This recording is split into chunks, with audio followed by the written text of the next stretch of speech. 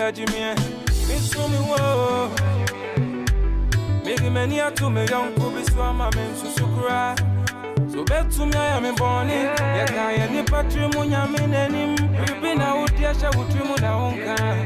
I had them, we anybody. My phone was and crowd to me, the child. Peace, health, and longevity. Thank you for watching another episode on Afrakan Health. In today's episode, we're going to talk about the menstrual cycle. That cycle that every woman goes through from the age of 8, 9, 10, or 12 until we are 50 years or 55 years until we reach our menopause. So we're going to talk about this cycle. I will be explaining to us what this cycle is, what hormones are involved in it, and why are we bleeding. So what I will do in this episode, I will explain in brief terms what this cycle is from day 1 to day 28. And then after that, after I've explained the brief part, I will go in more depth on what hormones are involved and when you ovulate, so when the egg is being released. So stay tuned. The menstrual cycle, I might not cover everything in this 20-minute video. So this might be a topic that will be a part 2 or part 3, a part 4, because it's a very broad topic. So for now, I would just explain to us the menstrual cycle, give an introduction on the menstrual cycle. So stay tuned and grant me your attention as I give you information. What happens? The day has come and you start to bleed. That one, you can count it as day 1 of your menstrual cycle. And it depends on every woman, but the average day of bleeding is 5 days, but it can be between 2 to 8 days. What happens is that in the first period, which is when your period starts, the day 1, when you start bleeding until you stop bleeding, what happens is that you have in your uterus, basically in your vagina, and that in your womb, basically, you have a layer which is called the endometrium layer. So that endometrium layer is basically the wall in your womb that starts to shed, that starts to break off. And that shedding of that endometrium layer, or that shedding of the uterus, the lining of the uterus, you can also call it that causes you to bleed. So the blood that you see is the endometrium layer being broken off, being shed. That's why you are bleeding from day 1 to day 8 or to day 5. So that is the first period of your period or your menstruation. So that is day 1 to day 8. After your period is over, day 6 or day 8 or day 7, what happens is that this endometrium layer, remember what I told you, that it starts to break off and shed? The bleeding stops. That means that this endometrium layer starts to build up again. Build up, build up, build up. So it becomes richer and thicker, richer in blood and thicker. So this layer becomes thicker and richer in blood. The reason why that happens is because your womb is preparing itself for pregnancy. That is happening between the time that you have, when the bleeding stops, until day 14. Day 14 is the day that an egg is being released. So between day 6 and day 14, the endometrium layer thickens and becomes richer in blood. Then at day 14, an egg is being released. That period, we call it ovulation. What happens is that during that time, your womb is preparing itself for pregnancy. Then at day 14, an egg is being released from your ovaries. Your ovaries are actually 2 glands, basically in an egg form, 2 glands, which releases your egg cells. And what happens at day 14, egg cells are being released out of your ovaries into your fallopian tube. That is where the egg travels into your womb. So at day 14, which is ovulation, the egg starts to release. And what happens is that if you have sexual intercourse and there's sperm present you're very fertile at that moment, and that egg will then start to fuse with the sperm cell, and then you become pregnant. Basically, you have conceived. That is what happens. So your egg has been released and it has met a sperm cell, and then you become pregnant. So at day 14, exactly counting from day 1, the day you become period, 14 days later, you're fertile. At that moment, when you have sexual intercourse, there's a high probability for you to be pregnant. So an egg is being released, and it goes into the fallopian tube, into your uterus, and when a sperm cell comes there, it fertilizes that egg, and it grows up, it becomes a child. So that is what happens between day 14 and day 25. But what happens is this. Like I said in the first part, the first period, you start to bleed, the uterus wall starts to shed its blood. Then after that, it builds up again. The reason why this layer builds up again is because it's preparing itself for pregnancy. When an egg is released and a sperm cell meets the egg, within the next 24, if the egg is not being fertilized, or when it doesn't meet that sperm cell within 24 hours, the egg starts to die off. So after that, when you are not pregnant, when there's no sperm cell present, that endometrium layer starts to break off again and again and again, and then you start your period over. So it's like a cycle. The wall breaks off because you bleed, then it builds up again, preparing you for pregnancy. Then it's when you become pregnant, then that endometrium layer remains thick and rich in blood, because at that moment you're preparing yourself for pregnancy and the baby has to develop. So that endometrium layer becomes thick. But that I will explain. All this is done by the interplay of different hormones, like the luteinizing hormones and the follicle stimulating hormones and the gonadotropin stimulating hormone. So there are a lot of hormones that have effect on the shedding of the endometrium layer, that uterus layer, and the building up of that layer. So when you become pregnant, that layer stays thick. When you don't become pregnant, that egg cell basically dies off. And mostly, if you check for the women, if you for instance you urinate, and on the day of your ovulation, on day 14, you have a slimy substance, a little sticky, can be cloudy, yellowish. It depends on your diet, on your health, and that is basically that egg that has been released from your ovary. So it happens every month at day 14, around day 14, between day 11 and 14. After ovulation, if you're not pregnant, it goes through your vagina, and you can literally see that slimy substance. That is that egg that has not been fertilized. So when you are not pregnant anymore, the endometrium layer becomes thin again, and it starts to break off, and then you start your period again. So that is what happens between day 14 and day 25, basically to the ending of your menstrual cycle. So in brief terms, this is what happens when you get your period. So it is actually a 3-part. You have your period, which is the first period when you start bleeding.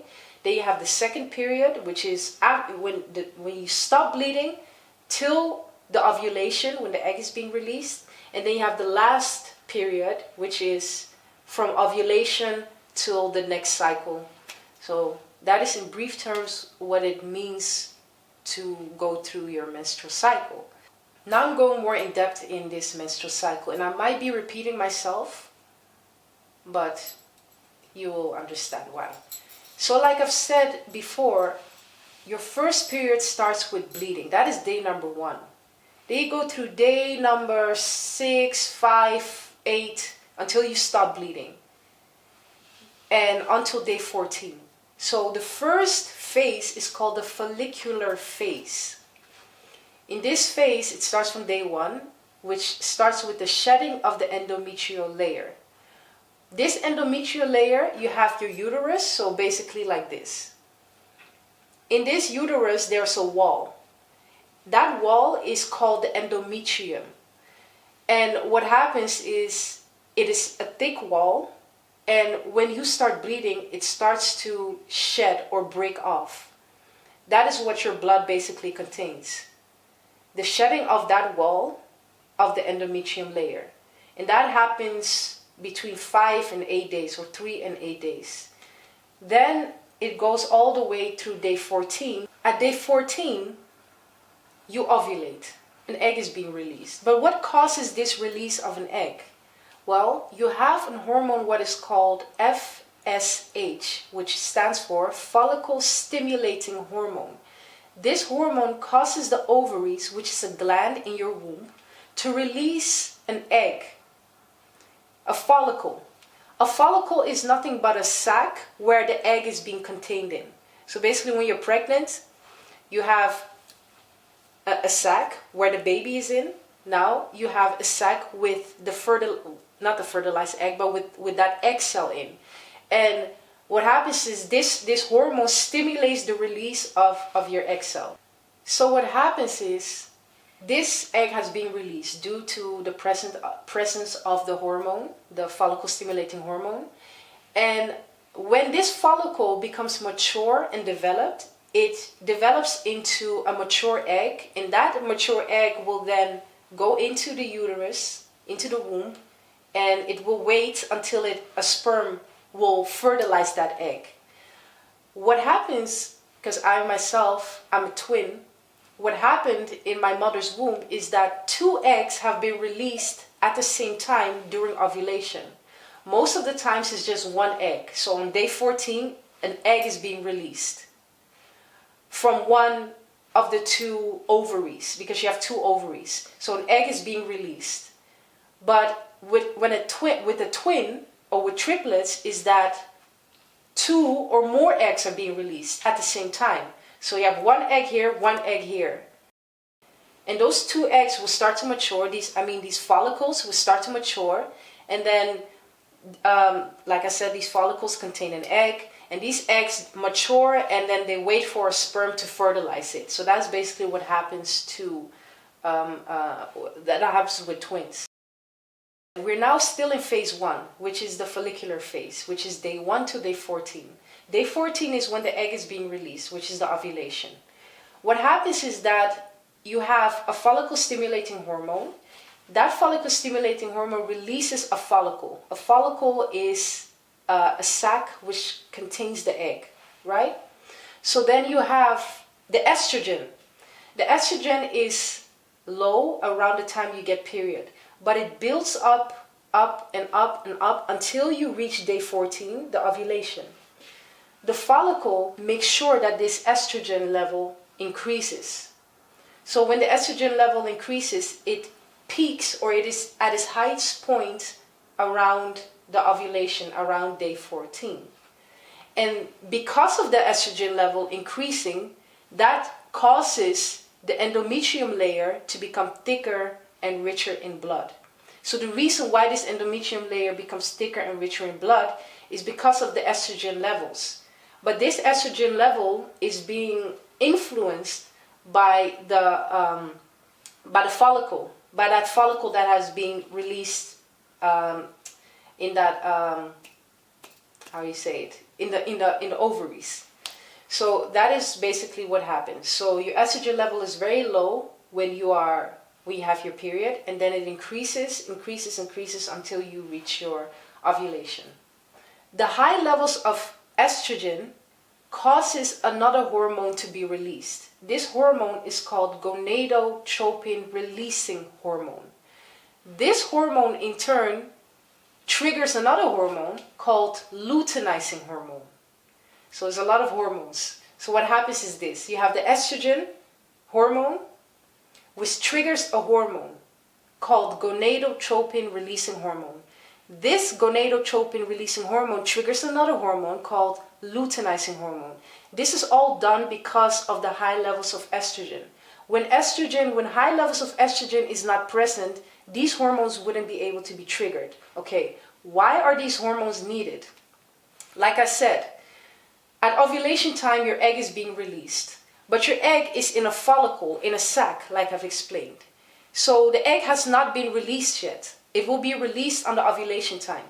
What causes the egg to be released from this sac? Well, these hormones, these luteinizing hormones and the gonadotropin releasing hormones.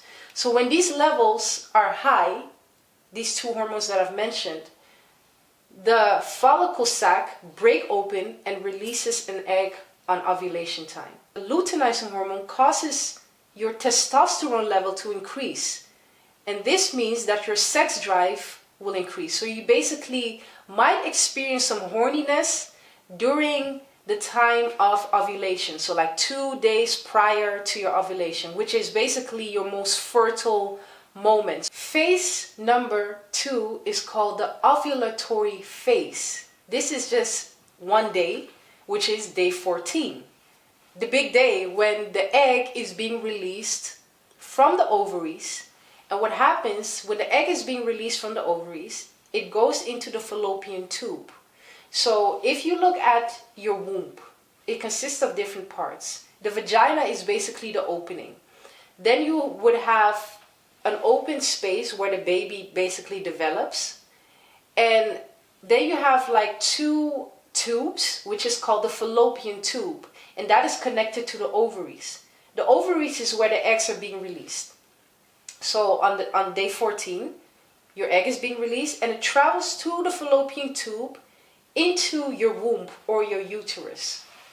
And what happens is that when you have had sex on that day, a sperm will travel to the egg. And the egg and the sperm will fuse together and it will become a fertilized egg. Before that, I cannot call the egg fertilized because there's no sperm present. But when the sperm travels to the egg and it meets the egg and they fuse, it becomes a fertilized egg. Once the egg has been released, a sac will encapsulate the egg. Then what happens is that this is actually called Corpus Luteum. When you get pregnant, this Corpus Luteum produces progesterone, which is another hormone. This hormone will make sure that your endometrium layer, which is that layer in your uterine wall, will remain thick and rich in blood, because that will make sure that you won't get period. Have you noticed for the women who have been pregnant before, once they become pregnant, they don't get their period anymore. This is due to that a specific hormone called progesterone. Progesterone basically makes sure that you don't become period, that endometrium layer doesn't shed. That is only if the corpus luteum is present and if the egg has been fertilized. If the egg has not been fertilized, this corpus luteum starts to disintegrate or break off. And that causes the 2 hormones called the luteinizing hormone and the follicle stimulating hormone to drop. This triggers the progesterone level to also drop, which then will trigger the uterine layer or the endometrium layer to break off and to shed, and you basically become period. Now we have discussed the first phase, which is called the follicular phase, which is day 1 to day 14. Then we went to the second phase, which is the ovulatory phase, which is day 14 alone.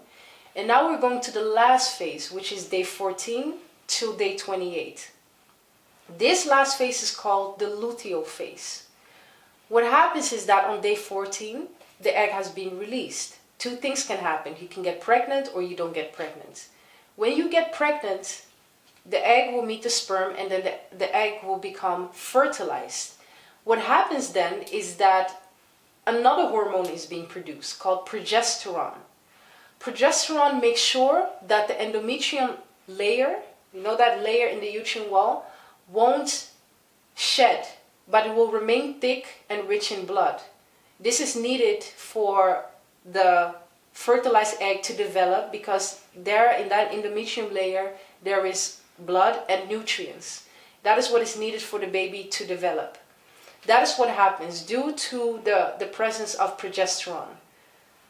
What happens if you're not fertile, when the egg is not fertilized, so when you don't become pregnant, is that these levels of progesterone will drop which will make sure that that endometrium layer will start shedding, and then it will start bleeding, and then the cycle continues all over again.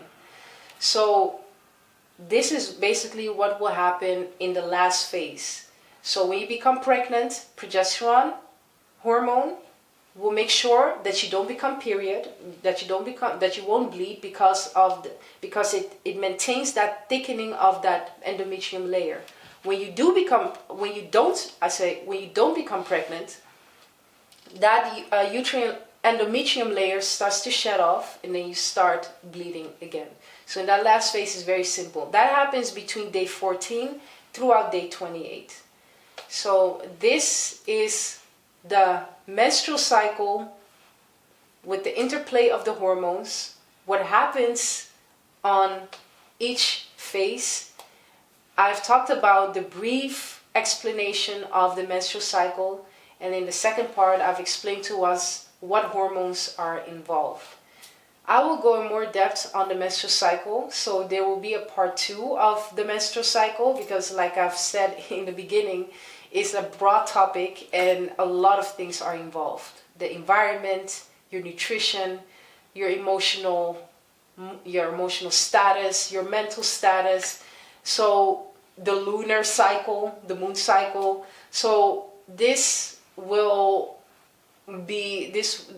will explain more on the menstrual cycle, but for now, I'm very sure that you have an understanding on how this menstrual cycle works, and we are going to build on this foundation in the coming lessons. I am grateful once again for your attention. I hope that it was educational for you. I hope it was clear.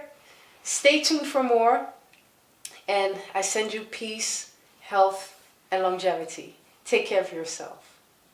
Thank you.